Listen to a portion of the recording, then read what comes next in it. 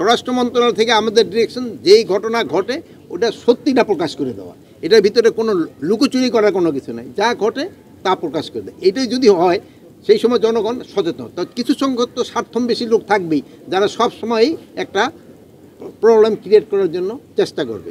এই জন্য আমি যেই সব রাজনৈতিক দলগুলি এই পুলিশের সাথে এবং অন্যান্যের সাথে একটা বিভেদ করার চেষ্টা করছে তাদের অনুরোধ করব, আপনারা নিজেরা ভিতরে আপনারা করবেন। আমাদের সাথে তো রাজনৈতিক দলের কোনো বিভেদ থাকার কথা না। আপনারা কাজ করবেন, আমাদের কাজ করবেন। আমাদের কাজ হলো আইন শৃঙ্খলা রক্ষা করা, আর আপনাদের কাজ হলো জনগণের কাছে যে ভোট আদায় করা। আপনারা তাদের জন্য চেষ্টা করেন, আর আমরা হলো জনগণের জন্য যেন তারা সুখে শান্তিতে থাকতে পারে ওটার ব্যবস্থা করার দায়িত্ব হলো আমাদের। যেমন কোনো রকমের আইন শৃঙ্খলা পরিস্থিতি যেন অবনতি না হয়, এগুলো দেখার দায়িত্ব হলো আমাদের। তো এই ক্ষেত্রে আপনারা কিন্তু সবচেয়ে বড় ভূমিকা পালন করতে পারেন যদি আপনারা সত্যি সংবাদটা সবসময় প্রকাশ করে দেন। আর এখন হলো কি, মিডিয়া এত ভালো অবস্থায় আছে যে আপনারা কিন্তু সব জায়গার খবরই রাখেন। খবরটা দিয়ে দিলে সাথে সাথে হয় সত্যি সংবাদটা দিয়ে দিন। আমি দ্বিমত করব না, যেহেতু আমরা সব অস্ত্রগুলি এখনও উদ্ধার করতে পারি নাই।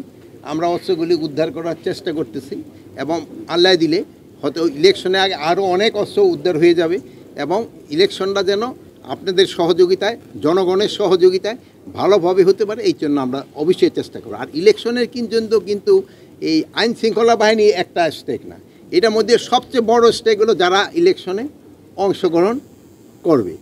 2 নাম্বার হলো আপনার ইলেকশন কমিশন, তারপরে হলো প্রশাসন, আর তারপরে হলো আমরা আইন শৃঙ্খলা বাহিনী। এখানে সবচেয়ে বড় স্টেক হলো যারা ইলেকশন করবেন, রাজনৈতিক দল বা ইভেন যারা হিসেবে কী বলে ইন্ডিপেন্ডেন্ট হিসেবেও করতে চায়, তারা কিন্তু মূল ভূমিকাটা পালন করবে। এখন তারা যদি সবাই সহযোগিতা করে আমাদের পক্ষে ইলেকশন করা সম্ভব, কোনো অসুবিধা হবে। আগে দেখেন মামলাগুলি অগ্রগতি কিন্তু অলরেডি কয়েকটা মামলা কিন্তু শুরু হয়ে গেছে। আর প্লাস আরেকটা জিনিস হয়েছিল, আপনারা ধরেন যে একটা হত্যা মামলায় হয়তো 20 জন আসামি হওয়া দরকার ছিল, আপনারা ওখানে 200 আসামি দিয়ে ফেলছেন। এখন এই জন্য ইনভেস্টিগেশনের সময় বেশি লেগে যায়। তা আপনারাই কিন্তু আমাদের সবসময় বলছেন যেন নিরাপদ ব্যক্তি যেন কোনো অবস্থায় শাস্তির আওতায় না আসে। এই জন্য আমাদের কিন্তু এটা আরও বেশিভাবে দেখতে হয়।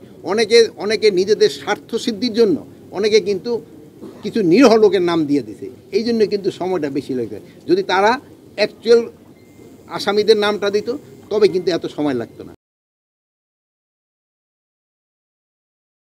ওয়ালটন এখন দেশের সীমানা পেরিয়ে পৌঁছে গিয়েছে 50টিরও বেশি দেশে। ওয়ালটন, ঘরে ঘরে বিশ্বজুড়ে।